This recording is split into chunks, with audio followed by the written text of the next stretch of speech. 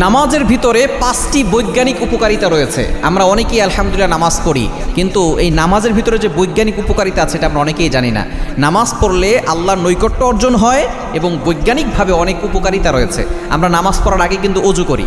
নামাজ পড়লে যখন আমরা অজু করি, অজু করার দ্বারা আমাদের শরীরটা পবিত্র হয়।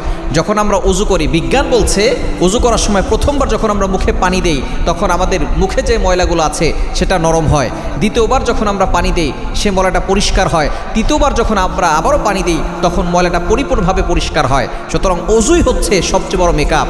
শুধু তাই নয়, আমরা যখন মুখে পানি দেই তখন আমাদের এই ভ্রুতে পানি যায়। বিজ্ঞান বলছে যাদের ভ্রু ভিজে না, ভ্রুতে পানি লাগায় না, তাদের ভ্রু আস্তে আস্তে এমনভাবে সেখানে কিছু ব্যাকটেরিয়া জন্ম নেয় যার কারণে আস্তে আস্তে সেখানে সমস্যা হতে পারে, দৃষ্টির সমস্যা হতে পারে।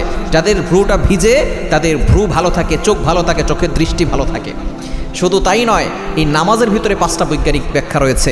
1 নাম্বার, যখন আমরা দাঁড়িয়ে নামাজ পড়ি তখন আমাদের মনোযোগ থাকে সেজদার দিকে। দাঁড়িয়ে নামাজ পড়লে মনোযোগ যখন সেজদার দিকে থাকে তখন মানুষের মনোযোগ বৃদ্ধি পায়।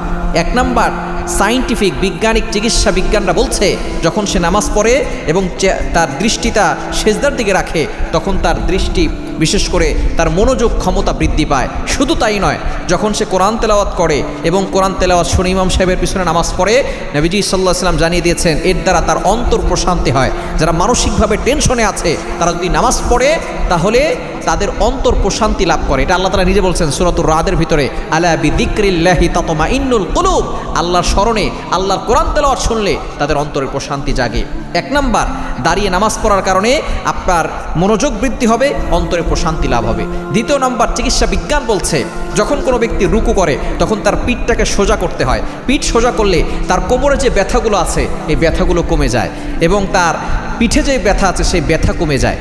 দেখবেন বিভিন্ন ডক্টররা এজন্য নামাজের সময় যে ব্যায়ামগুলো আছে ব্যায়ামের কথা বলে। সুতরাং নামাজ পড়লে আপনার সুন্দর একটা ব্যায়াম হয়ে যায়, যার কারণে আপনার রুকু করার সময় আপনার পিছনের ব্যথা, কোমরের ব্যথা এগুলো ভালো হয়ে যাবে। 3 নাম্বার, যখন কোনো মানুষ সেজদা দেয় তখন তার কপালটা একেবারে আল্লাহর কুদরতি পায়ে ঠেকিয়ে দেয়। আমরা তো মনে করছি যে টাইলসে অথবা কার্পেটে সেজদা করছি। নো, আকরাবু মা ইয়াকুনুল আবদু হুয়া সাজিদ। যখন কোনো বান্দা সেজদা করে তখন তার কপাল আল্লাহর কুদরতি পায়ে ঠেকিয়ে দেয়।